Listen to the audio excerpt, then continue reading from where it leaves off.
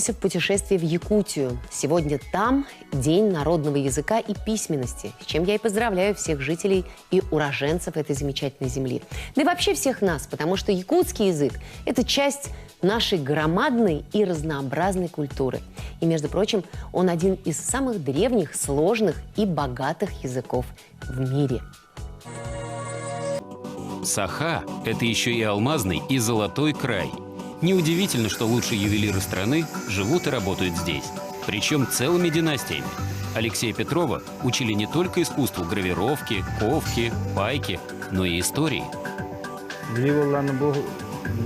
Это древние якутские узоры. Каждый ювелир обязан знать их значение. Главная наша цель – передать исконные якутские традиции, узоры нашему народу. Здесь вы видите цветок сардану, в переводе лилия даурская, и якутские узоры. Все узоры несут смысловую нагрузку.